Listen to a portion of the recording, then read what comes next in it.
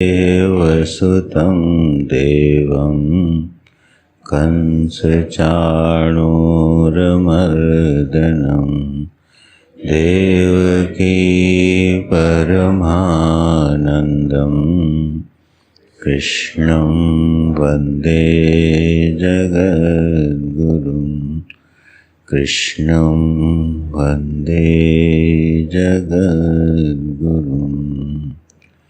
ओम श्री सद्गुरुचरणकमलेभ्यो नमः। ओम श्री कृष्णाय नमः।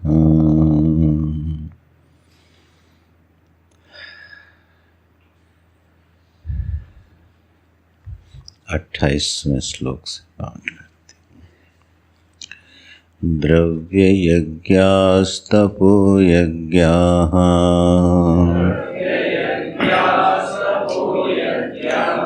योगयज्ञास्तथा परे स्वाध्यायज्ञानयज्ञाश्च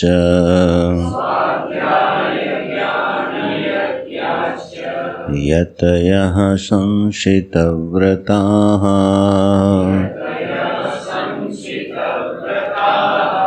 अपाने जुह्वति प्राणं प्राणे पानं तथा परे प्राणापानगतिरुद्ध्वा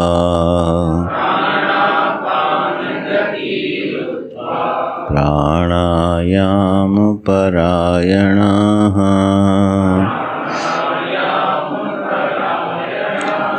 अपरे नियताहाराः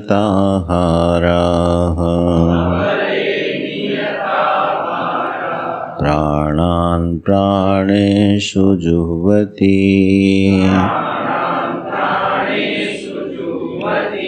सर्वेऽप्येते यज्ञविदः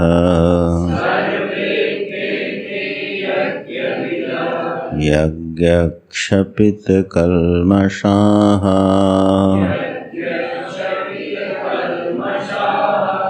यज्ञशिष्टामृतभुजो यान्ति ब्रह्म सनातनम्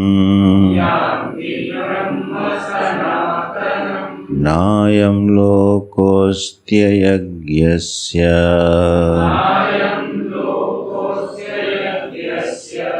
नायं लोकोऽस्त्ययज्ञस्य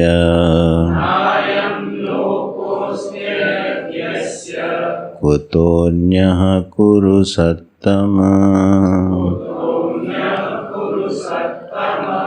कुतोऽन्यः कुरु सत्तमः।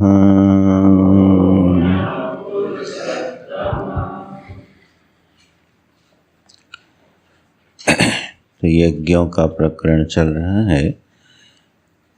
तो जो साधनाएं हैं जीवन में, जो अभ्यास हैं, उन अभ्यासों पर भगवान एक थोड़ा दृष्टि डालते हैं कि जिनको हम साधना कहते हैं।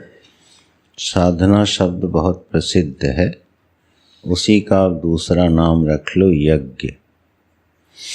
इस प्रकरण के अनुसार कि मुझे साधना करनी है, ये वाक्य हम लोग बोलते रहते हैं, सभी बोलते हैं। साधक को अपनी साधना पर ध्यान देना चाहिए, मनुष्य को साधना करनी चाहिए।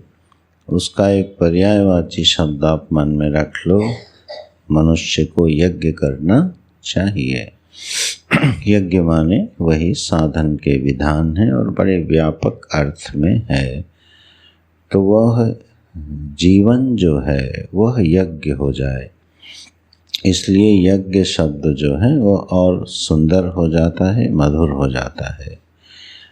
हमारा कायिक, मानसिक, वाचिक जीवन जो है वह यज्ञ हो जाए। इस पृथ्वी पर हम यह शरीर धारण करके आए हैं। इस शरीर का एक अभिमानी है, उस अभिमानी का नाम है जीव। आज हमको अपनी उपलब्धि उसी के रूप में हो रही है। यावत पर्यंत सांख्य बुद्धि में निष्ठ ना हो जाए कोई और आत्मा के अकर्ता अभोक्ता अजन्मा स्वरूप का अनुभव न कर ले, तब तक उसके जीवन में यज्ञ होते रहना चाहिए, जिसको आप कह सकते हो साधना होती रहनी चाहिए। तो जीवन जो है वो एक यज्ञ हो जाए। तो हमारा आहार, हमारा विहार, हमारी प्रतिक्रिया, हमारे संकल्प, हमारी दिनचर्या, ठीक है, हमारे सोचने का ढंग, सभी कायिक वाचिक मानसिक क्रियाओं में यज्ञ की सुगंध आने लगे। इसलिए भगवान यहाँ थोड़ा विस्तार करते हैं। ये तो बहुत संक्षिप्त है, श्रुतियों में जब आप जाएंगे तो उसका बहुविस्तार है और उन सब का मूल प्रयोजन श्रुति में यही है जो भगवान ने इसको निकाला है। सर्वोपनिषदो गावो दोग्धा गोपाल नंदना। तो ये दूध है, उपनिषद रूपी गाय से जो दुग्ध निकलता है उसी का नाम गीता है। तो यह मानो उपनिषद के अमृत को भगवान ले आते हैं, वेदों के वचनों के अमृत भाग को ले आते हैं, उसका दोहन कर लेते हैं। तो जीवन हमारा जो है वो यज्ञ हो जाए। क्रिया तो यज्ञ हो ही, वाणी तो यज्ञ हो ही, हमारा सोचना भी यज्ञ हो जाए, हमारा चिंतन करना भी यज्ञ हो जाए, हमारे संकल्प विकल्प भी यज्ञ हो जाए। और वो कैसे होंगे? जब वो 3 सूत्र उसमें लग जाएं। हमारा संकल्प विकल्प भी, इच्छाएं भी कैसी हो? आहुति प्रधान हो, ठीक है, नियम प्रधान हो और श्रद्धा प्रधान हो। तो जब हम अपने मानसिक व्यापार पर ध्यान दें तो कभी इस पर चिंतन करना चाहिए कि हमारा मानस किस तरह का व्यापार करता है, किस तरह के संकल्पों विकल्पों को धारण करता है। जिन संकल्पों विकल्पों को धारण हम कर रहे हैं तो वो क्या आहुति प्रधान हैं? क्या वो नियम प्रधान हैं? क्या वो श्रद्धा प्रधान हैं? क्योंकि मन में जो व्यापार होगा कालांतर में वही क्रिया बनेगा। ये एक बिल्कुल ध्यान रखना। मानसिक व्यापार किसी न किसी रूप में क्रिया के रूप में परिणत हो जाता है, फिर वो चाहे स्वप्न क्रिया में परिणत हो जाए, जागृत क्रिया में परिणत हो जाए, या किसी अन्य देह में किसी लोक में परिणत हो जाए। तो हमारा जो सोचना है उसमें समष्टि हित है कि नहीं है, या केवल हम एक स्वार्थ परायण व्यक्ति होके और चिंतन करते हैं। हमारा जो सोच है जीवन के बारे में, जो संकल्प हमारे मन में उठते हैं, उनको कभी ध्यान देना। क्या उन संकल्पों में समष्टि का हित शामिल है? क्या वो संकल्प श्रद्धा और नियम के अधीन उठते हैं, या केवल हमारे अहंकार की पुष्टि होवे, हमारे संस्कारों के अनुसार हमको वस्तुओं की प्राप्ति हो जाए, हमको हमारी रुचि का जीवन मिल जाए? अगर हम केवल इसी धरातल पर सोचते हैं तो इसका मतलब है कि हम अभी यज्ञ नहीं कर रहे हैं। तो यह यज्ञ जो है वो हर स्तर पर घटना चाहिए। जब वाणी रूपी क्रिया से हम यज्ञ करें, वाणी बोलें, तो उस वाणी में भी सर्वेषां उपकारार्थम, उसमें यह भावना होवे कि यह वाणी जो है मेरा भी और श्रोता का भी कल्याण करेगी, उसको सुख देगी, है ना, उसके चित्त में विक्षोभ उत्पन्न नहीं करेगी। तो निरर्थक निंदा वचन बोल करके, निरर्थक किसी की छवि को नष्ट करके हम क्या करते हैं? अयज्ञ करते हैं, और फिर हमको उसका परिणाम भोगना पड़ता है।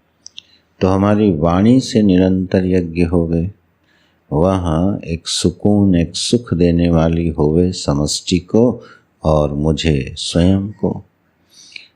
जो हमारे शारीरिक शरीर से क्रियाएं हैं वो आहार विहार से संतुलित होवे, वह जो है हमें भी सुख देवें और समष्टि के लिए भी सुखप्रद होवें।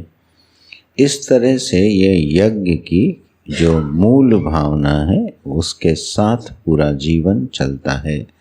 तो यहाँ भगवान ने इसीलिए द्रव्य यज्ञ, तपो यज्ञ, योग यज्ञ, स्वाध्याय यज्ञ और ज्ञान यज्ञ, एक ही श्लोक में 5 यज्ञों का नाम ले लिया है। श्रुतियों में आता है ये पृथ्वी सदा यज्ञ कर रही है, ये सूर्य सदा यज्ञ कर रहे हैं, ये चंद्र सदा यज्ञ कर रहे हैं, ऐसे वचन प्राप्त होते हैं। तो संदेश ये है भगवान का कि जीवन में यज्ञ होते रहने चाहिए। तो स्वाध्याय यज्ञ हो गया, ज्ञान यज्ञ हो गया, और इसके लिए मनुष्य को थोड़ा प्रयत्नशील होना चाहिए और संसितव्रता अपनी बुद्धि का प्रयोग करना चाहिए। थोड़े व्रत लेने चाहिए और ऐसा व्रत लेना चाहिए जिसको थोड़ा पूरा किया जा सके। व्रत लेते समय इस बात की सावधानी रखनी चाहिए कि अपनी सामर्थ्य से बहुत ज़्यादा बड़ा व्रत नहीं लेना चाहिए, नहीं जब वो टूटता है तो मनुष्य का मनोबल टूटता है। व्रत भंग होने से मनुष्य का मनोबल, उसका आत्मबल कमज़ोर पड़ जाता है और धीरे धीरे फिर वो सरेंडर कर देता है प्रकृति के आगे। व्रत जीवन में ऐसा ले जो हम पूरा कर सकें और फिर प्रमाद आदि दोषों के कारण उसको न छोड़ें। इसको बोलते हैं भगवान संशित व्रताः। तो ऐसे व्रत से युक्त हो करके अर्जुन हम सभी को, मनुष्य मात्र को यज्ञ करते रहना चाहिए। अब एक प्राणायाम रूपी यज्ञ का भगवान बिल्कुल एक श्लोक में और अगले श्लोक की भी आधी पंक्ति में इसका उल्लेख करते हैं। तो प्राणायाम जो है वो यज्ञ की श्रेणी में आता है। अब ये यौगिक साधना का एक विशिष्ट अंग है। ये एक अपने आप में स्वतंत्र विषय है और बहुत बड़ा विषय है ये प्राणायाम। योग शास्त्रों का, हठ योग शास्त्रों का और योगियों का ये बहुत ही बड़ा विषय है। तो इसको केवल एक जानकारी के लिए इतना श्लोक के अनुसार जो भगवान ने कहा है उसको समझ लेते हैं। अपाने जुह्वति प्राणम, प्राणे अपानम तथा परे। जो अपान में प्राण को हवन कर देता है और प्राण में अपान को हवन कर देता है। तो ये भाई क्या हुआ, अपान का प्राण में, प्राण का अपान में हवन। तो इसका सीधा सीधा अर्थ भाष्यकार ने लिया, जो कुंभक हैं उस कुंभक का उल्लेख हो रहा है। रेचक और पूरक, अंतर कुंभक और बाह्य कुंभक। इस पर हमारे मधुसूदन सरस्वती जी ने बहुत ही सुंदर टीका लिखी, बहुत ही सुंदर टीका लिखी प्राणायाम के विषय में किसी को। लेकिन अब उसके लिए आपका संस्कृत जानना जरूरी है क्योंकि वो हिंदी में है नहीं। मधुसूदन सरस्वती जी ने बेहद खूबसूरत टीका लिखी है प्राणायाम विषय पर और बहुत अच्छी जानकारियाँ दी हैं। प्राणायाम कितने प्रकार का होता है, उसका मूल स्वरूप क्या है, कहाँ से उसकी उत्पत्ति होती है, क्या उसके परिमाण है, इस तरह का एक बड़ा विषय है वो। ठीक है, तो यहाँ भगवान कह रहे हैं जरा क्या करो, कुंभक करना भी यज्ञ है। और प्राणापान गति रुद्ध्वा, प्राण और अपान की गति को निरुद्ध करके, ठीक है, माने ये सब कुंभकों के ही प्रकार हैं। तो कुंभकों के जितने प्रकार हो सकते हैं, प्राणायाम परायण, जो प्राणायाम परायण हैं उनको फिर इस तरह का अभ्यास करना चाहिए। अब इस विषय को हम उठाते नहीं हैं, नहीं तो वो फिर बहुत लंबा चला जाएगा। कभी स्वतंत्र रूप से इस पर चर्चा करना। प्राणायाम के संबंध में जो हम लोगों को बेसिक चीज़ ध्यान में रखनी चाहिए कि इसको मनमानी नहीं करना है, ठीक है। यह किसी भी आचार्य से सीख करके ही करना चाहिए।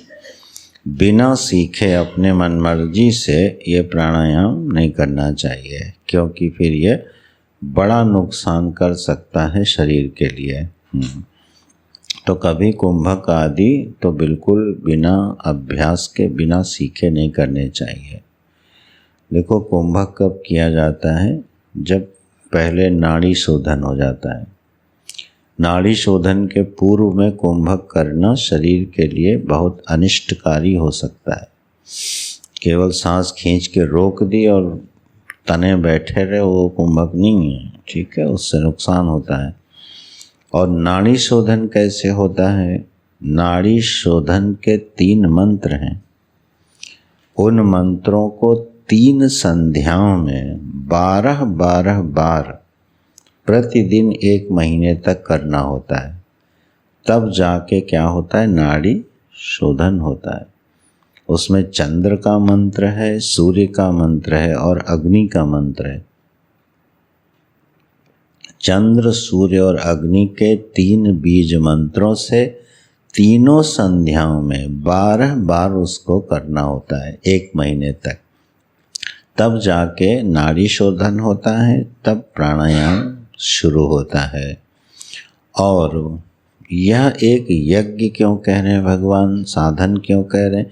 क्योंकि एक बड़ा स्वतंत्र साधन है मन के ऊपर विजय प्राप्त करने का, मन को नियंत्रित करने का ये साधन है। भागवत जी में भी भगवान ने इसका उल्लेख किया है।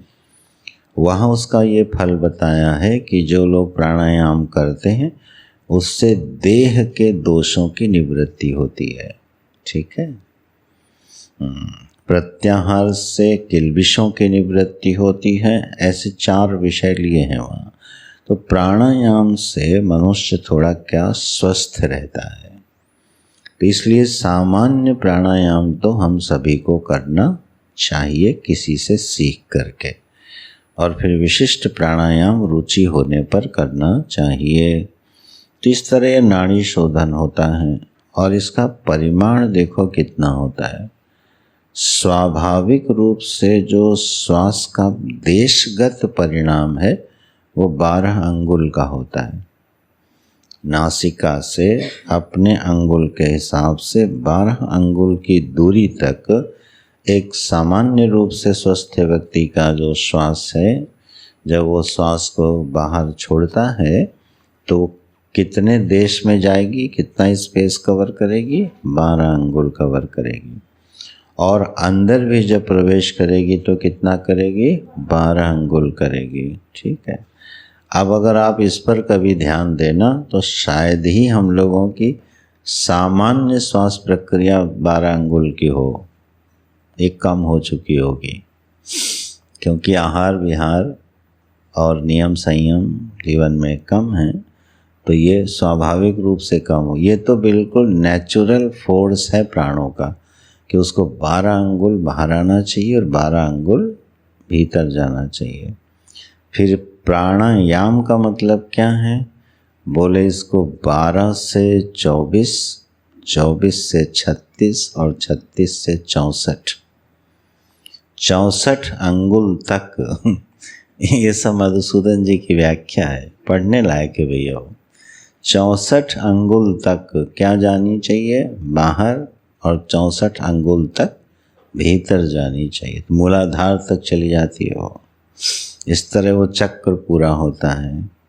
तो देशगत परिणाम क्या है, उसका संख्यागत परिणाम क्या है, कालगत परिमाण क्या है, ये सब उन्होंने बड़े रुचि से लिखा है। इस विषय को पढ़ के आनंद हो गया।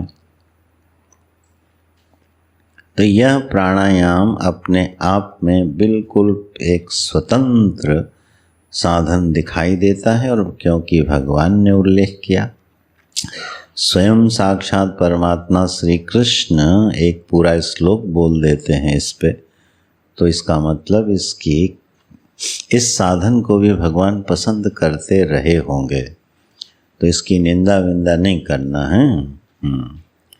इसका यथामति अभ्यास करना। तो पहले कुंभक प्राणायाम का भगवान उल्लेख करते हैं, फिर प्राण विजय का उल्लेख करते हैं अगले श्लोक में। अपरे नियताहाराः प्राणान प्राणेषु जुह्वति। अपरे माने अन्य, कुछ लोग, कौन? जो नियताहारा, देखो लगाया ना, प्राणायाम करने से पहले क्या होना चाहिए?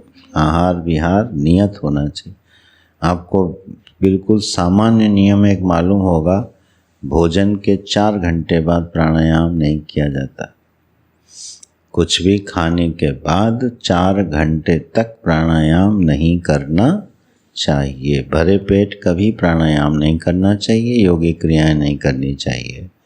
तो भगवान स्वयं बोल रहे हैं नियताहारः, जिनका नियतः परिमित आहार है, आहार विहार बिल्कुल संतुलित है, ये साधना उन्हीं के जीवन के लिए है।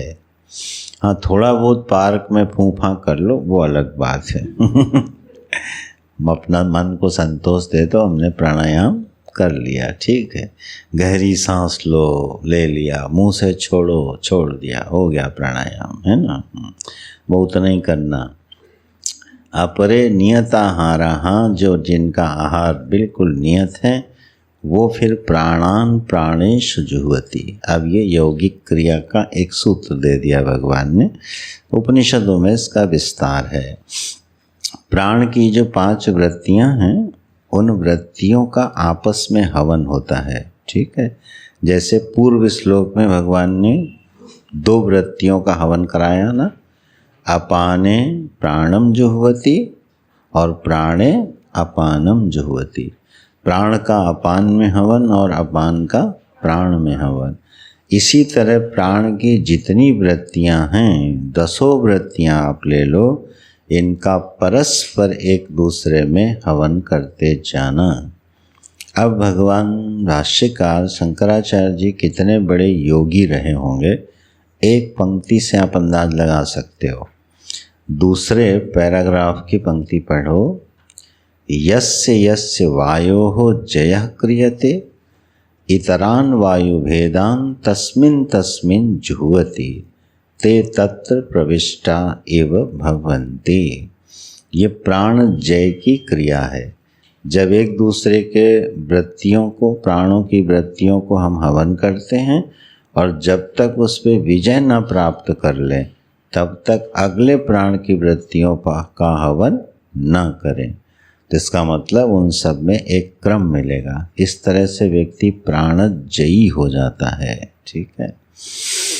ऐसा प्राणायाम से सिद्ध हुआ जो योगी है, उसके पास बड़ी बड़ी सिद्धियां होती हैं, ठीक है। चमत्कार शब्द थोड़ा हल्का लगेगा, लेकिन उस सिद्धि का मतलब लगभग वही है। अलौकिक क्रियाओं में वो कुशल हो जाता है, उसको ज्ञान हो जाता है। जैसे देवरहा बाबा का नाम सुना है ना, योगी थे, और इसलिए कई बार उद्यान बंध लगा के बैठते थे और कहीं के कहीं मिलते थे। तो अंतर्धान हो जाना, उद्यान बंध लगा के अदृष्ट होके, विलुप्त होके फिर प्रकट हो जाना, समष्टि में के आनंद जो ब्रह्मांड है, उन ब्रह्मांडों के बारे में दूर श्रवण आदि कर लेना, इन सब का जो बेस लाइन है योग में, वो है प्राणायाम। उसके बाद फिर तद विशिष्ट संयम अगर कोई करे तो उसको तद विशिष्ट सिद्धि मिल जाती है, ठीक है। लेकिन उसके बेस में जो साधना बनेगी वो है प्राणायाम। तो इस तरह से कुछ योगी, कुछ लोग अपरे क्या करते हैं, प्राणों में हवन करते हैं। यह एक प्रकार का यज्ञ है, एक प्रकार की साधना है। इस तरह से हे अर्जुन, सर्वे अपि एते यज्ञविदः यज्ञक्षपितकल्मषाः। सर्वे अपि एते यज्ञविदः, ये जो मैंने यज्ञ बताए हैं, इन यज्ञों को जो जानने वाले हैं यज्ञविदः, वो यज्ञ क्षपित कल्मषाः, इनमें से किसी भी यज्ञ को अथवा सारे यज्ञों को करते हुए अपने अंतःकरण के दोषों को खत्म कर देते हैं। यज्ञ क्षपित कल्मषाः का अर्थ क्या है? यज्ञों के द्वारा, क्षपितः माने नाशितः, कल्मषः माने पाप, इन साधनाओं के द्वारा अपने अंतःकरण के दोषों को नष्ट करता हुआ हे अर्जुन वह फिर योगी होने लगता है, योगी हो जाता है। इस तरह से यह 30वें श्लोक में आके भगवान 12 यज्ञों का वर्णन कर देते हैं। तो इनको कभी बैठ के सोचना, आंख बंद करके और क्रम पकड़ना, देखो 12 याद आते हैं कि नहीं आते हैं। अभी आ सकते हैं याद? पहला कौन सा बताया था? ब्रह्मार्पणम, ब्रह्म दृष्टि से इस जगत को निहारना, ठीक है, ज्ञानी का यज्ञ हो गया। उसके बाद क्या बताए थे? हैं? दैवम एवा परे यज्ञम योगिनः पर्युपासते। फिर आ गया देवताओं की उपासना संबंधी यज्ञ। फिर क्या बताया? ब्रह्माग्नौ अपरे। अब इसमें क्या करना है? यज्ञम यज्ञेनैव उपजुह्वति, अपने आप को अपने आप से क्या करना है? अपनी विशेषताओं को निर्विशेष परमात्मा में भस्म करते जाना है, अपने व्यक्तित्व को मिटाते जाना है, प्रभु के चरणों में समर्पित करते जाना है। फिर ये यज्ञ बताया। इसके बाद क्या बताया था? बिना देखे बताना। श्रोत्रादीन इंद्रियाणि अन्ये कुत्र जुह्वति? संयम अग्निषु। गुड। संयम की अग्नि में फिर ज्ञान इंद्रियों का हवन है। फिर शब्दादीन विषयान, ठीक, इंद्रियाग्निषु जुह्वति। फिर विषय का कहाँ हवन है? इंद्रियों में हवन है, ये बताया। उसके बाद क्या बताया? कर्माणि सर्वाणि इंद्रियाणि कर्माणि और प्राण चापरे। प्राणों के माने जो हम लोगों ने चिंतन किया था, पूरा का पूरा सूक्ष्म शरीर कहाँ हवन हो जाए? हिरण्यगर्भ में हवन हो जाए। फिर ये बताए। इसके बाद 5 यज्ञों का वर्णन कर दिया। यहाँ तक संख्या हो गई 11 और आखिरी में वर्णन किसका किया? प्राणायाम का। इस प्रकार से 12 यज्ञों का उल्लेख भगवान ने किया है। 12 प्रकार की साधनाओं का। तो कोई ना कोई तो पकड़ लेना ही चाहिए। जो नहीं पकड़ेगा अभी उसको जरा थोड़ा सा टेढ़ी नज़र से देख के बोलने वाले हैं। इस प्रकार से एवं यथोक्तान यज्ञान निर्वृत्य, इस तरह से जो यज्ञों का संपादन करता है। अब अपने मूल विषय पर देखो कैसे लौटते हैं। यज्ञ शिष्टामृत भुजो यान्ति ब्रह्म सनातनम। जो यज्ञ शिष्ट है, यज्ञ शिष्ट का मतलब होता है यज्ञ करने के बाद जो बचा है, उस यज्ञ शिष्ट का अमृत भुजः, वह साधक क्या करता है? उसका भोग करता है। वह भोग कैसा है? अमृत स्वरूप हो जाता है। वह जीवन में अमरता की ओर ले जाने वाला होता है यज्ञ शिष्ट। और ऐसे यज्ञ शिष्ट का भोग करते हुए वो यान्ति ब्रह्म सनातनम, अपने सनातन लक्ष्य की ओर, उस सनातन ब्रह्म की ओर चिर शांति की ओर, ऐसा कह लो, परिचित शब्दों में बोल लो, चिर विश्राम की ओर, चिर शांति की ओर, अखंड आनंद की ओर धीरे धीरे उन्मुख हो जाता है। कौन? जो ये 12 प्रकार के यज्ञों को करता है। अच्छा, बोले यज्ञ करने मात्र से, बोले नहीं, यज्ञ करने के बाद जो यज्ञ का शिष्ट माने जो बचता है उसका भोग करता है।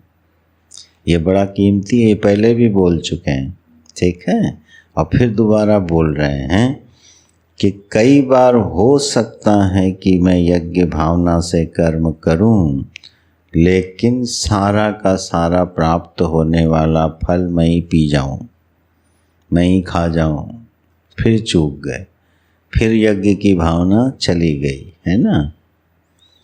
ऐसे होता है जीवन में, यज्ञ होता है तो यज्ञ हम करते हैं। अब जैसे अपने कर्तव्य कर्म का पालन करना है, ये यज्ञ है कि नहीं है?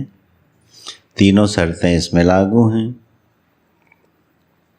शास्त्र के प्रति श्रद्धा है, इसीलिए कर्तव्य का निश्चय हुआ, ठीक है, और उस कर्तव्य के अनुसार जीवन में कुछ हमारे नियम हैं, वो भी नियम आ गए हैं, और उसमें आहुति दिए बिना कोई कर्तव्य पूरा होता नहीं, यज्ञ हो गया। तो अपना कर्तव्य कर्म पूरा करना क्या हो गया? यज्ञ हो गया। लेकिन कहाँ चूक गए? पूरा कर्तव्य कर्म तो पालन किया, लेकिन उससे प्राप्त होने वाला सारा फल अब हम ही को चाहिए। बस यहाँ फिर गलती हो गई, फिर चूक गए। यज्ञ करने के बाद जो उसका फल उपलब्ध होता है, उस फल को भी समष्टि और परमात्मा में वितरण करने के बाद जो बचता है, जब व्यक्ति उसका भोग करता है, तो भगवान कह रहे हैं वो मानो अमृत भोजः। क्या क्या भोग कर रहा है? वो अमृत का ही पान कर रहा है। इसको आप बड़े छोटे छोटे दृष्टांत से पहले समझो, फिर यज्ञ में जोड़ लेना, सब जुड़ जाएंगे। छोटा दृष्टांत ये है कि मान लीजिए हमने घर में भोजन बना है और अतिथियों को आना है, और पता चला कि जिस समय अतिथि आए उनकी संख्या बढ़ के दुगनी हो गई, ठीक, और अचानक हो गई। तो उस समय अब अतिथि सेवा एक यज्ञ है ना, यज्ञ हो रहा है अतिथि सेवा का, ठीक है, संख्या बढ़ गई है। उस समय यजमान क्या करता है? स्वयं वो और उसका परिवार भूखा रहता है, और पहले सारा भोजन किसको कराता है? अतिथि को कराता है। पश्चात जो बचता है, ठीक, उसको फिर ग्रहण करता है, तो वो हो जाएगा उसके लिए अमृत भोजन, ठीक है। और सोच लिया हमने 10 का बनाए थे, 20 आ गए, इन्हीं की गलती है, यही भूखते, हमको काहे नहीं बताए थे। अपने और अपने परिवार का भोजन पहले अलग रख लिया, बोले इसी में खिलाओ, और बच जाए तो फिर खिचड़ी बना देना, नहीं तो दाल में पानी मिला देना। क्यों 20 लोग आ गए जब 10 बोल के आए थे? अब ये क्या हो गया? अतिथि सेवा यज्ञ तो हो रहा है, लेकिन यज्ञ शिष्टामृत भोजन। ऐसे हम लोग बहुत जगह चूकते हैं। जब आप सावधानी से देखोगे अपने जीवन को, बहुत जगह चूक जाते हैं। कर्म तो बहुत अच्छा करते हैं, शास्त्रीय कर्म करते हैं, तपस्या पूर्वक भी करते हैं, लेकिन सब का सब खुद ही पी जाना चाहते हैं। रंती देव की कथा है ना महाभारत में, भोजन करने बैठे, बहुत दिनों के बाद उनको भोजन की प्राप्ति हुई थी, और भगवान ने परीक्षा लेने के लिए आते गए, मांगते गए, और वो सब देते गए, और अंत में फिर देखो भगवान प्रसन्न हो गए, प्रकट हो गए, ठीक है, और फिर उनको एक सुंदर जीवन मिला। ये उनकी तपस्या का फल था। इसकी सामान्य जीवन में एक पहचान बताता हूँ जो मुझे समझ में आई व्यावहारिक रूप से। हमको अपने कर्तव्य कर्मों को पूरा करते हुए या किसी भी प्रकार का यज्ञ करते हुए, साधना करते हुए अगर झुंझलाहट होवे तो समझना कहीं चूक हो रही है। इरिटेशन, हमें अभी तक यही समझ में आया। एक छोटा सा सूत्र है, आप लोग और चिंतन करना। अगर आपको इरिटेशन हो रही है तो पक्का उस यज्ञ से प्राप्त होने वाले पूरे फल पर हमारी नज़र है, तभी हमको इरिटेशन होगा।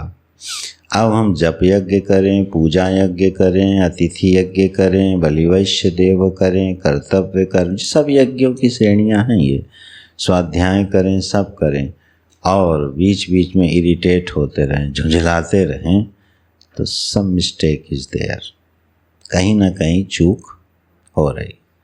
या तो नियम विधि में चूक हो रही है, या अपना चयन में कहीं गलती हो गई है हमारे यज्ञ के, अथवा सारा फल हम खुद ही भोग लेना चाहते हैं। अरे मुझे एक उत्तरकाशी में हमारे एक संत थे, माने वृत्ति कैसी होती है, तो हमारे दूसरे मित्र मंडली के भी एक संत उसमें थे, उन दोनों में खटपट हो गई, ठीक है, तो उनको उनसे थोड़ा द्वेष हो गया। और हमें एक अच्छी सी कोई पुस्तक मिली, बहुत अच्छी पुस्तक थी, तो मैं पढ़ रहा था, उनको भी दी, उन्होंने भी पढ़ी। तो फिर ये हुआ कि भाई उनको भी दे देना। बोले नहीं नहीं, उसको नहीं देना। क्यों? अरे वो पढ़ लेगा तो वो भी ज्ञानी हो जाएगा, वो भी समझ लेगा, मैं नहीं चाहता हूँ क्यों ज्ञानी हो। देखो ये महात्मा की बता रही, नई किताब उसको नहीं देना, नहीं ये सारे पॉइंट्स तो खुद ही समझ लेगा। हाँ माने आपको बताऊं, ऐसी ऐसी गलतियां होती हैं जीवन में। मान लो मुझे कोई सूत्र मिला, कोई अच्छी बात सुनने को मिली, और आदमी छुपा जाए तो समझो पूरे यज्ञ का शिष्ट खुद ही खाना चाहता है। उसको भागवत ने ज्ञान खल कहा है, भागवत में भगवान ने ज्ञान खल। ज्ञान खल क्या है? जो सूचनाएं अथवा ज्ञान इकट्ठा तो करता है लेकिन बांटता नहीं है। दृष्टांत है वहाँ, जैसे कोई घट है और उसमें दीपक जल रहा है और वह बड़े छोटे छोटे छिद्र, उसका प्रकाश फैल नहीं रहा। बोले इसी तरह से ऐसे ज्ञानी का प्रकाश फैलता नहीं है। तो क्या चीज़ है जो हम बांट दें, और हमको लगता है क्या चीज़ है कि हम उसको रख लें। तो ये यज्ञ शिष्टामृत भुजों पर ध्यान देना। तो पहले तो उन 12 यज्ञों में से जीवन में 2-4 तो आ जाने चाहिए, आ ही जाते हैं, करीब ही रहे हैं सब लोग। उसको पूरे नियम से, श्रद्धा से, विधि से करें, और उसके द्वारा जो प्राप्त होने वाला फल है पहले देखो किसको बांटा जा सकता है, उसको बांटो, और बांटने के बाद जो बचे उसका पान करो। तो ये भगवान की वाणी है, यज्ञ शिष्टामृत भुजः। वह अर्जुन भोग नहीं कर रहा है, वो तो सीधे अमृत का पान कर रहा है। ऐसा याज्ञिक, ऐसा साधक, ऐसा यज्ञ करने वाला यान्ति ब्रह्म सनातनम, फिर वह अपने जीवन के मूल लक्ष्य की ओर धीरे से बढ़ जाता है। ये बड़े बड़े सुंदर वाक्य हैं भगवान के,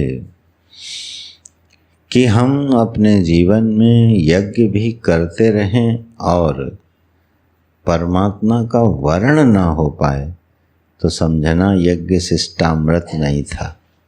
ठीक है, नहीं कोई व्यक्ति यज्ञ करे और उसके जीवन का वर्णीय प्रभु ना हो जाए, ऐसा हो नहीं।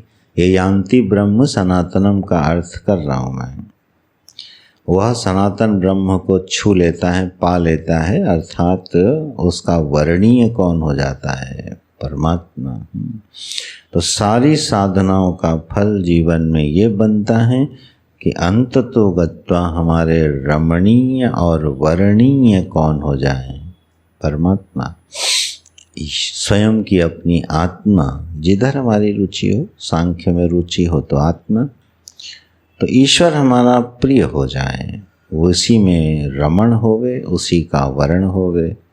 ये फल है इन यज्ञों को, इन साधनाओं को करने का। अब यहाँ तक बता के बोले जो लोग नहीं करते हैं उनको क्या बोले? ज़्यादा कठोर नहीं बोले, चिंता ना करो। तीसरे अध्याय की तरह चोर, मिथ्याचारी, पापी, अघायु, इंद्रियाराम, हमें लगता है सबसे ज़्यादा भगवान जो अपशब्द क्या कहें, जो डांटे हैं वो तीसरे अध्याय में डांटे, बड़े कठोर कठोर शब्दों में डांटे। अब संस्कृत में डांटते तो हम लोग समझ नहीं पाते हिंदी में डांटते तब लगता है अरे ये बोल रहे हैं। इंद्रियाराम हो तुम, हाँ ठीक है, अब कुछ समझ में नहीं आया। और ऐसे बोलो अरे विषयी लोलुप भोगी भ्रष्ट, अब समझ में आ जाएगा। अरे इंद्रियाराम का वही अर्थ है, ठीक है। अब संस्कृत में गाली भी मीठी लगती है, समझ ही नहीं आता वो भाषा ही ऐसी है मधुर। लेकिन तीसरे अध्याय में क्या क्या बोले देखो, नहीं करेगा। यहाँ भी कुछ बोले लेकिन बहुत ज़्यादा नहीं बोले। ना अयम लोकः अस्ति अयज्ञस्य कुतो अन्य कुरुसत्तम।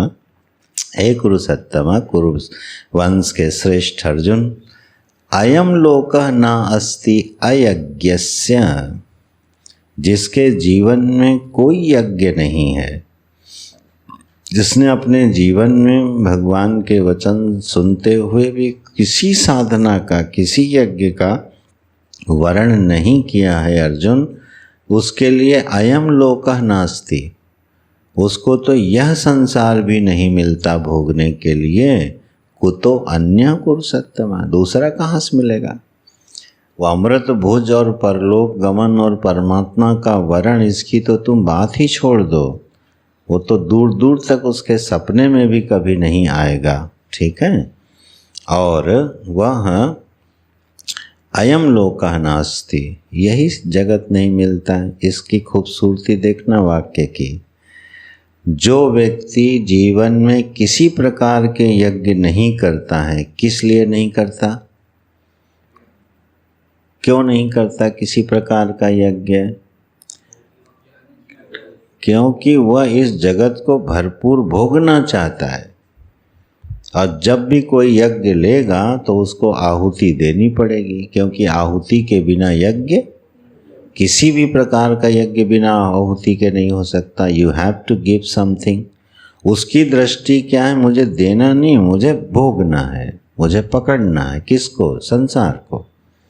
तो ये जगत उसके लिए सर्वथा भोग्य है और उसको खूब तेजी से वो पकड़ता है। भगवान देखो कहाँ चोट मार रहे हैं। बोले वो इतना बड़ा बुद्धू है कि उसको यही लोक नहीं मिलता, जिस भोग के लिए उसने इस जगत का वर्ण किया, यह भोग भी उसको नहीं मिलता। किसको? अयज्ञस्य को। उलट के देख लो, जो याज्ञिक हैं उनको यह लोक का भी भोग मिलता है और परलोक का भी भोग मिलता है। इस तरह से बात को कह रहे हैं। जो याज्ञिक है, जिसने जीवन में किसी भी प्रकार के यज्ञ का वर्ण कर रखा है अर्जुन, परलोक तो मिलेगा ही।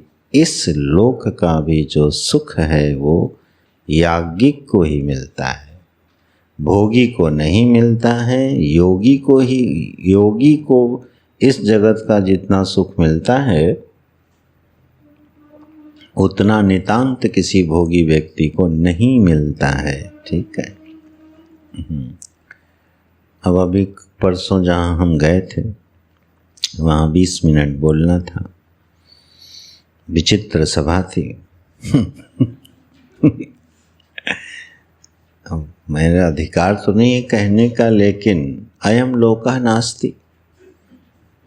क्यों? सारी भोग सामग्रियों की उपलब्धि है, उसी का प्रयोजन है, उसी पर दृष्टि है, उसी का सब कुछ है। सभी लोग वहाँ ऐसे नहीं होंगे, ठीक है।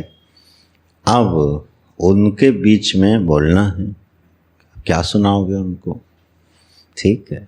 तो अयम लोकः नास्ति, ये हम गुरु जी की कृपा से बहुत देखे हैं, दिखता ही रहता है यह दृश्य। बड़े बड़े लोग हैं, उनके पास सब कुछ है, लेकिन ऐसा लगता है कि किसी भी चीज़ का भोग भी कर नहीं पा रहे। चेहरा बता रहा है, जीवन बता रहा है कि सब कुछ इकट्ठा कर लिया उन्होंने, लेकिन उसको भी ठीक से एंजॉय नहीं कर पाए।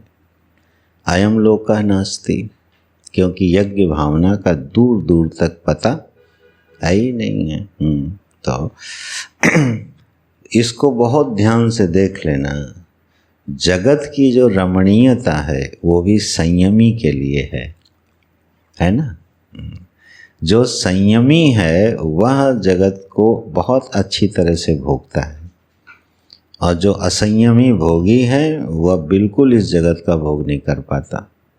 तो संयमी होने का मतलब है ये याज्ञिक हो गया कि नहीं, जीवन में कोई यज्ञ करेगा तभी संयमी होगा।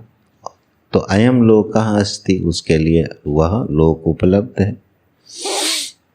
बस जीवन को ध्यान से देखते रहना चाहिए। गीता जी दिखती रहती हैं, सिद्धांतों में भी दिखनी चाहिए और जगत में भी दिखनी चाहिए। अरे कभी कभी मैं मज़दूरों को देखता हूँ, ठीक है, कि जब वो अपनी साथ में लाई हुई रोटी खोलते हैं, अमृत भुजा लगती है। आप देखिए उनको खाते हुए, दूर दूर से देखिए, पास मत जाइए। बिल्कुल ऐसा लगता है कि अमृत भुजा हो रहा है क्योंकि श्रम किया और श्रम के बाद वो आया है। ठीक है। और अपने लोगों का दृष्टांत ले लो, हमें लग रहा है बरसों हो गए होंगे शायद, ऐसी भूख का ही पता नहीं है। टाइम हो गया है, खाना खा लेना चाहिए। वो एक मजदूर की जो भूख है, क्षुधा है, वही गायब हो गई। तो अब बताओ, क्षुधा के बिना भोजन चाहे 56 भोग वो किसी काम का है? तो अयम लोकः अस्ति किसके लिए? जिसके पास भरपूर भोजन सामग्री है उसके लिए भोजन ही नहीं है, भोजन का सुख नहीं है।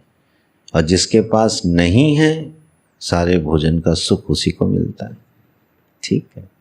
तो मैं तो बड़े छोटे छोटे दृष्टांत इसलिए दे रहा हूँ कि पहले इसको पकड़ा जाए, इससे भगवान की वाणी को समझा जाए, और इसके बाद देखो जो यज्ञ बताए हैं।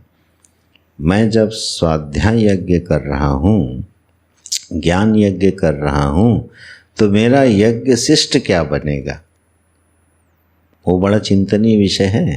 हाँ, भोजन में समझना आसान है, लेकिन मान लो ज्ञान यज्ञ हो रहा है, अब ज्ञान यज्ञ का यज्ञ शिष्ट क्या बनेगा, जो अमृत भुज हो जाए। और अगर वो नहीं किया तो ज्ञान यज्ञ का ऐसा कौन सा फल है जो ज्ञान यज्ञ करने वाले लोग अकेले ही पी जाना चाहते हैं? अब चिंतनीय विषय हो गया कि नहीं? इस तरह से जितने भी जीवन में साधनाएं हो में, उस पर बस ये ध्यान देना है कि मैं उसका अकेला ना तो भोगता हूँ, ना उसके फल का अकेला मालिक हूँ। तब जाके ये बात बन जाती है। और अगर कोई यज्ञ नहीं कर रहे भैया, तो ना अयम लोकः अस्ति, अयज्ञस्य, और दूसरे की तो बात ही छोड़ दो तुम। जीवन में वो कभी परमात्मा का वर्ण करेगा, नारायण।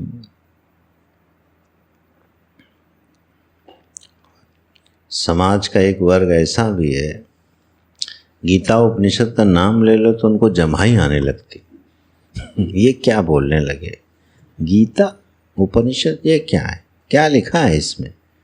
अच्छा कुछ लिखा है क्या इसमें, होता क्या है? दो चार बातें बोलो, हाँ ठीक है, हटाओ, हो गया। ये सब झेलना पड़ता है बच्चा। हाँ, बाहर निकलोगे तब पता चलेगा क्या क्या झेलना पड़ता है। ठीक है। तो वो ऐसा, उस समय ऐसा लगता है बिल्कुल गीता भगवान के जो वाणी है दिखाई देती है। अयम लोकः नास्ति अयज्ञस्य कुतो अन्यः, बात ही नहीं करो यार अन्य की, परलोक की और फिर स्वर्ग की और फिर पितृलोक की, फिर श्राद्ध पक्ष की, ये सारी बातें क्या हैं, फालतू हैं।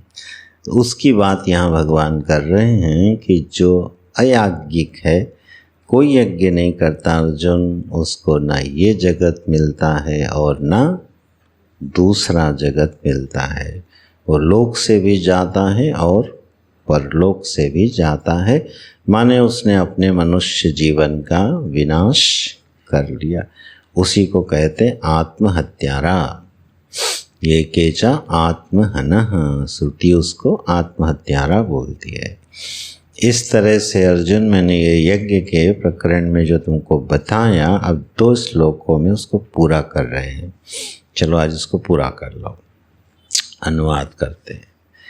इतनी बात कह के आप कहते हैं एवं बहुविधा यज्ञाः वितता ब्रह्मणो मुखे। एवं यथोक्ताः, इस प्रकार से अर्जुन बहुविधा बहु प्रकारः, ठीक है, बहुत प्रकार से यज्ञों का विस्तार किया गया है। कहाँ? ब्रह्मणों मुखे। यहाँ ब्रह्म शब्द का अर्थ है वेद। वेदों के द्वारा इन यज्ञों का बहुत विस्तार किया गया है। अभी हमने कहा था ना, ये तो भगवान ने केवल थोड़ी सी झलक दिखाई है। वेदों में, श्रुतियों में विस्तार है, भरे पड़े हैं ये यज्ञ, कि यह पूरी सृष्टि यज्ञात्मक होके अपना कार्य कर रही है। एवं बहुविधा, बहुत प्रकार से कहे गए हैं अर्जुन। ये सारे वेदों में, श्रुतियों में भगवान की वाणी से इसका वर्णन किया गया है।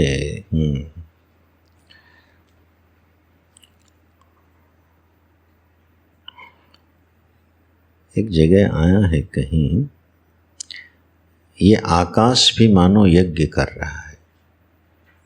ये जो आकाश है ना, ये भी मानो यज्ञ कर रहा है। ठीक है, क्या दे रहा है? सबको रहने का स्थान दे रहा है, सबको अपनी गोद में बिठाए हुए है।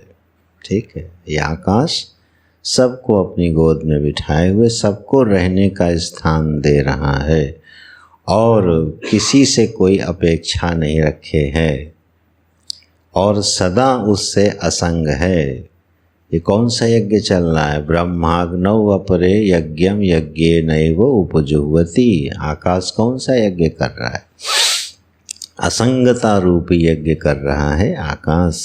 नित्य असंग है ना आकाश, कभी किसी से सटता नहीं, कभी किसी के साथ मिलता नहीं, लेकिन कभी किसी का साथ छोड़ता नहीं, सभी को अवकाश देता है, स्थान देता है, शब्द की उत्पत्ति का कारण बनता है, लेकिन कभी किसी के साथ ममता से जुड़ता भी नहीं है।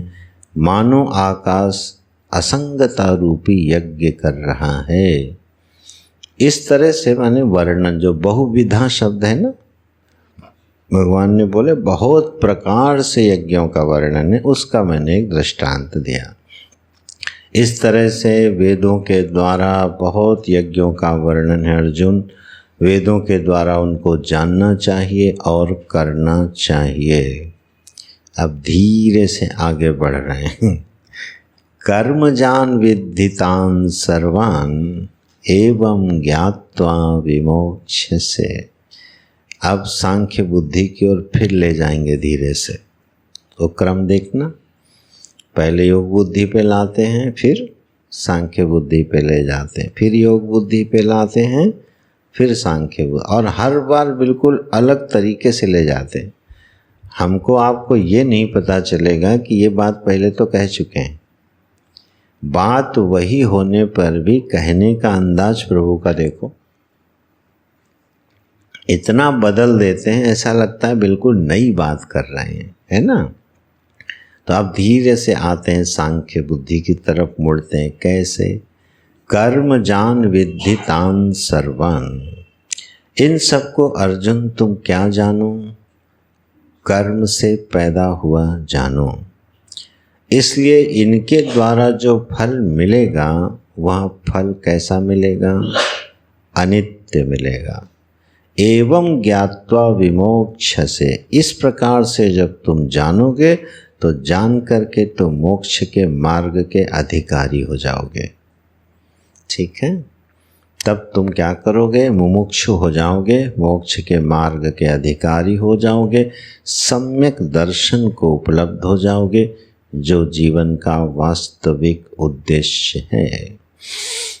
यहाँ पर एक सिद्धांत की बात है, थोड़ा सा समझ लेते हैं, काम आएगी। कर्मजान विधि जो कहा है भगवान ने, तो इन यज्ञों में जो जितने भी यज्ञ हैं वो सारे कर्मजान हैं क्या? जैसे अपनी सविशेष उपाधि को निर्विशेष उपाधि में हवन करना, इस यज्ञ में, और तीर्थों में दान करना, इस यज्ञ में अंतर है। उस अंतर को भगवान यहाँ जरा स्पष्ट कर रहे हैं।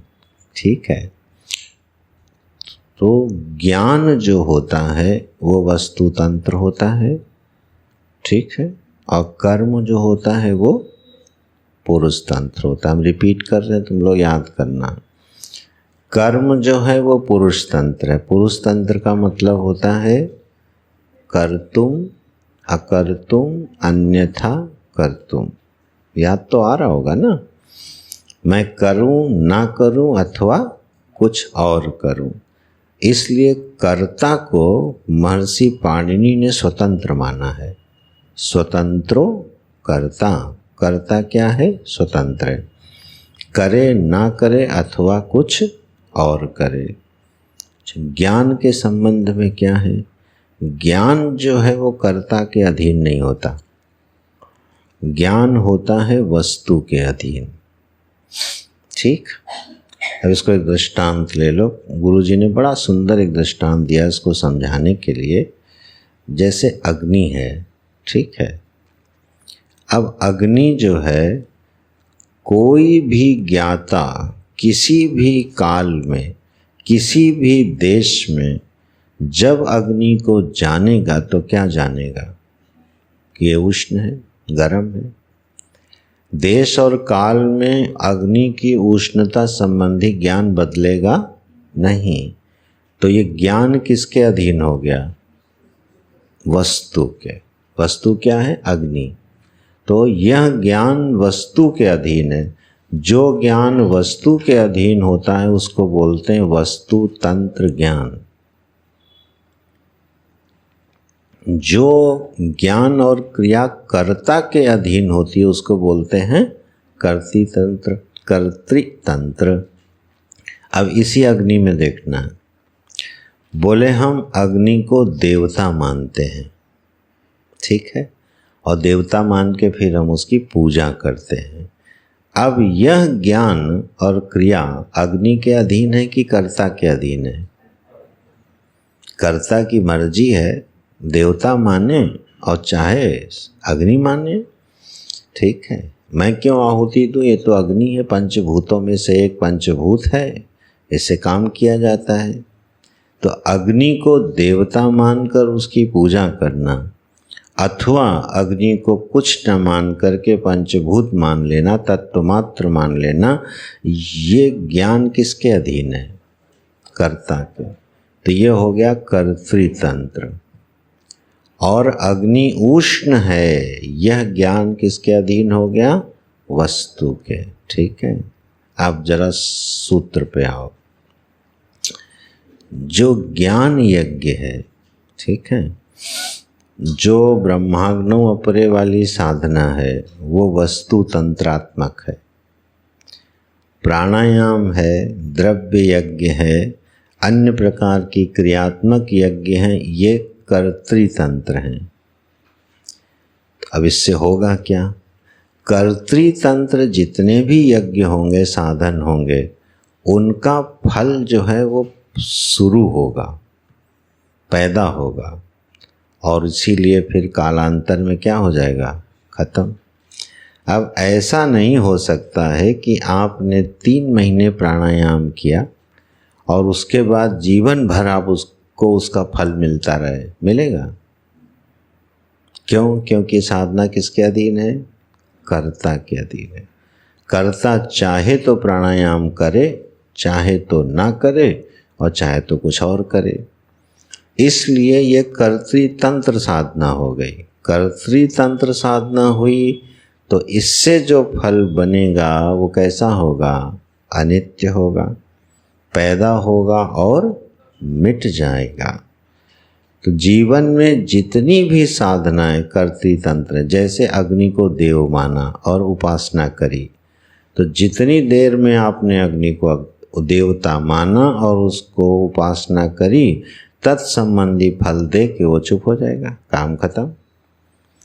अब ऐसा तो नहीं कि जीवन भर आपको वो अग्नि जो है फल देता रहे। जैसे हम लोग 5 आने का प्रसाद चढ़ा के हनुमान जी से सारे काम कराना चाहते हैं। हनुमान जी भी एक बार में 5 आना लेके एक काम करते हैं, ठीक है। ये न कहना पूरे महीने भर काम करो 5 आना का प्रसाद चढ़ा देंगे, ना, वो भी नहीं मानेंगे। हर काम का 5 आना लेते हैं वो। बचपन में हम लोग देते थे ना, इसीलिए। तो 5 आने में हनुमान जी भी नहीं मानते हर काम के लिए। ये सब है कर्तृतंत्र, तो इनकी सीमा रहेगी। अब इसके अनुसार जरा सूक्ष्मता से अवलोकन कर लेना। इन यज्ञों में 2 साधनाएं ऐसी हैं जो वस्तु तंत्र हैं, जो कर्तृतंत्र नहीं है। किसके अधीन हैं? उस वस्तु के, जिसकी यज्ञ से आराधना हो रही है। उसका जो फल मिलेगा वो फल एक बार मिलने के बाद कभी मिटेगा नहीं, फिर कभी नहीं मिटेगा। वह फल अविनाशी होगा, अव्यय होगा, अमृत रूप होगा। वह कर्तृतंत्र नहीं होने के कारण यद्यपि वहाँ कर्ता भी दिखेगा, क्रिया भी दिखेगी, कारक भी दिखेंगे, लेकिन वह ज्ञान क्योंकि वस्तु के अधीन है। अब मान लो जैसे आत्मा ब्रह्म है, ठीक है।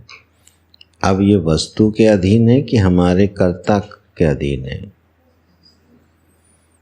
ये ज्ञान वस्तु के अधीन है।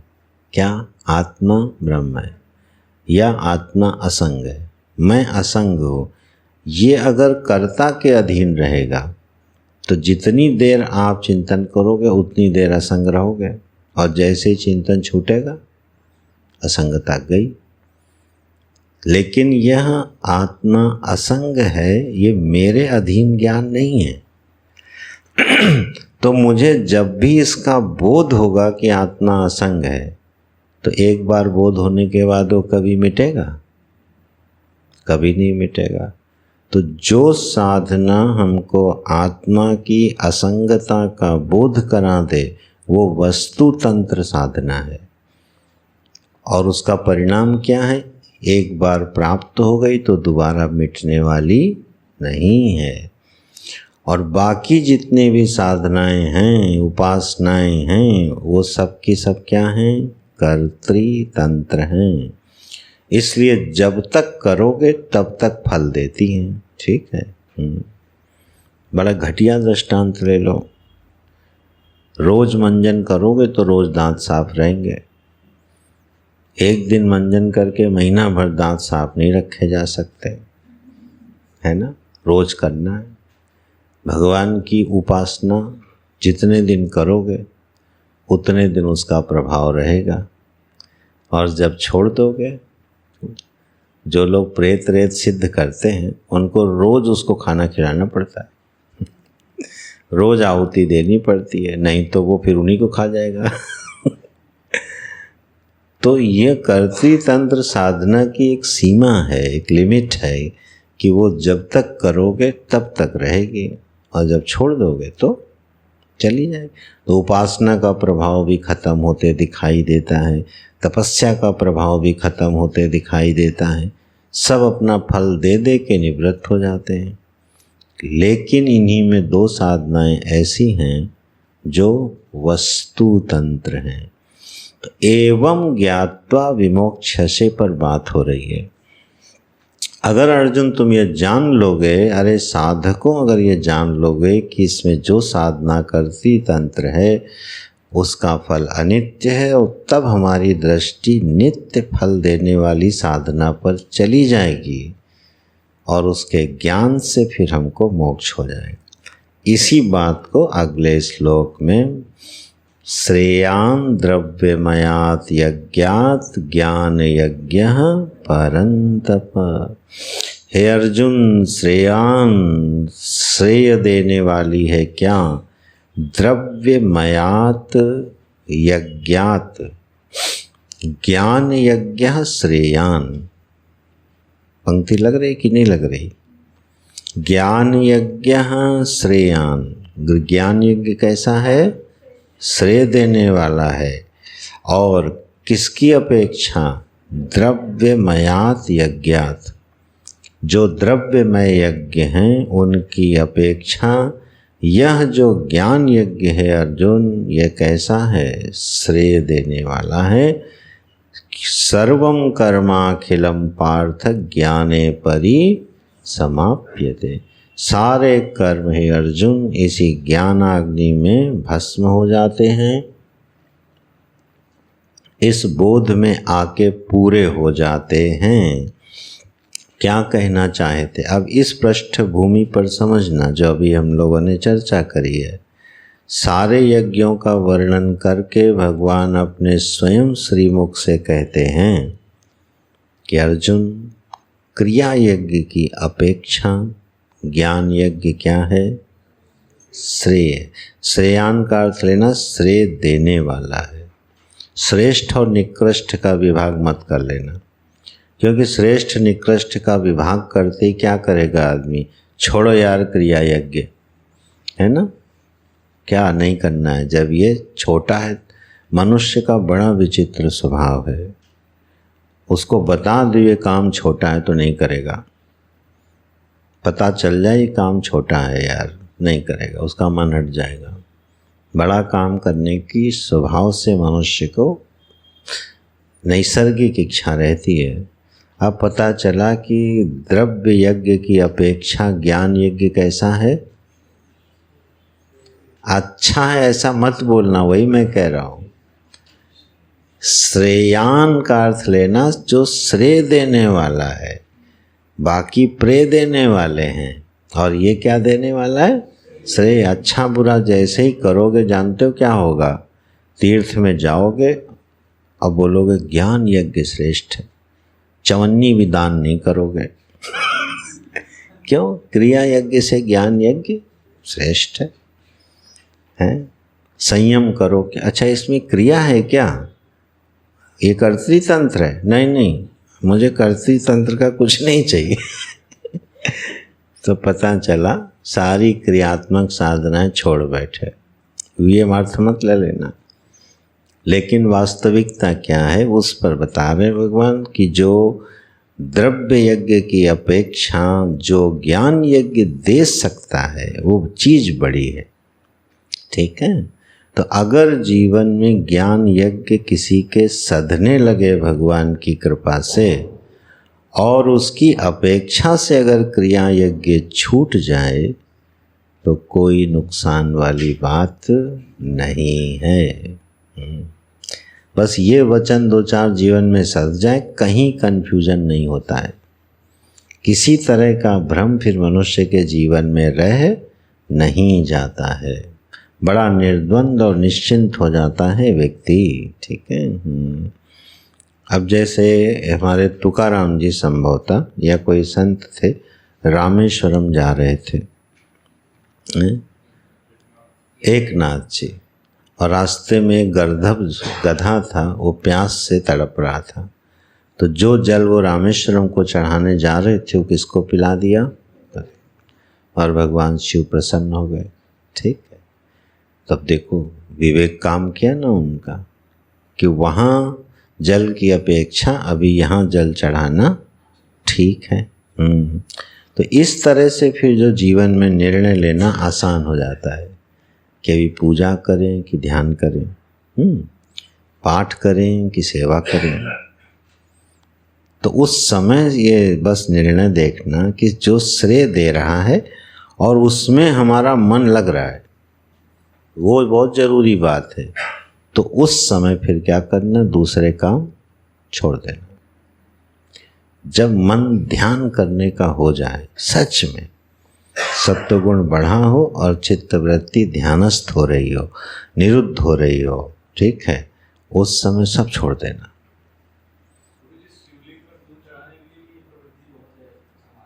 क्या चीज? हाँ, इसीलिए मैं कह रहा हूँ, इसको समझना भ्रम बहुत है समाज में। दूध को, अब एक फिल्म भी बनी थी इस पे, बकवास फालतू की, है ना, कि लोग शिव जी को इतना चढ़ा देते हैं, अगर ये गरीबों में बांटें तो ठीक। ये सब फालतू के विचार हैं। पहले उनसे पूछना, तुम्हारे घर में जो 5 लीटर दूध आता है उसमें तुम कितना बांटते हो, ठीक है, पता चलेगा। अगर नौकर ने भी ज़्यादा दूध की चाय बना ली तो उसको पीट देंगे। नौकर को भी अतिरिक्त तो दूध नहीं दे सकते। वही लोग बोलेंगे कि शिवलिंग पे दूध चढ़ाना मूर्खता है। जिस विधान से शिवलिंग पर चीज़ें चढ़ती हैं, प्रकृति उससे 10 गुना होकर लौटाती है। ऋषि लोग ऐसे बेवकूफ़ थोड़ी थे कि वो घी दूध पत्थर पे चढ़वा रहे हैं। उनको नहीं मालूम है कि यह जनता के भी काम आ सकता है। लेकिन उस पूरी प्रक्रिया से क्या होता है, यह वसुंधरा संतुष्ट होकर, दैव संतुष्ट होकर मनुष्य को भर देते हैं। ये विधान नहीं समझ में आता है ना। तो ये वही लोग हैं भोगार्थी, जो हर चीज़ को क्या करो, भोग लो बस। तो उसका प्रबल विरोध करना। लेकिन अंतरंग पहलू पे जब जाओगे, यहाँ भगवान जो कह रहे हैं इसको पकड़ो।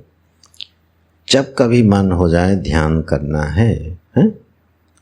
और सच में वृत्ति लग जाए, उस समय जो भी काम हो सब छोड़ देना, कुछ बिगड़ेगा नहीं। पर उस समय मन कहेगा भगवान भूखे बैठे हैं, भोग लगाना चाहिए, ठीक है। अब बड़ा धर्म संकट है ये। आप पूजा कर रहे हो, पूजा करते करते आपका ध्यान लग गया, मन हो गया थोड़ी देर ध्यानस्थ हो जाए और क्रियाएं बाकी हैं, बताओ क्या करोगे? क्रियाएं पूरी करोगे कि ध्यान लगाओगे?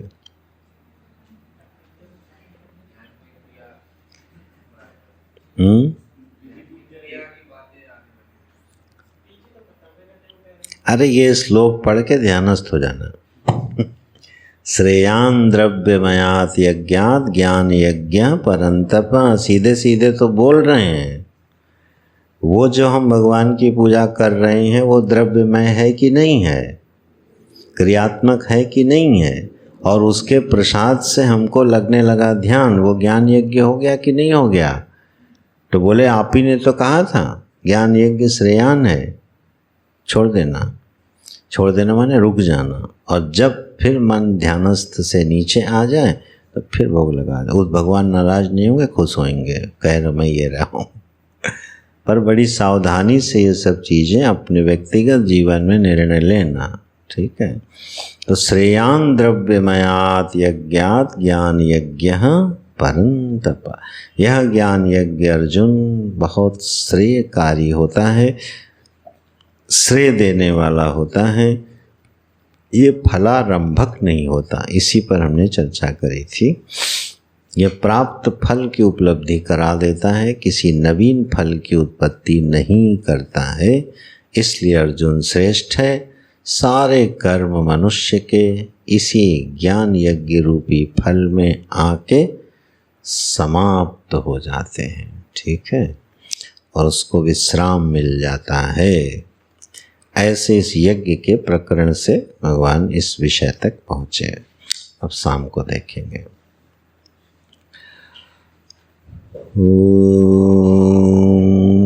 पूर्णमदः पूर्णमिदं पूर्णात् पूर्णमुदच्यते पूर्णस्य पूर्णमादाय पूर्णमेवावशिष्यते। ओम शांति शांति शांति। हरि ओम। श्री गुरुभ्यो नमः। हरि ओम।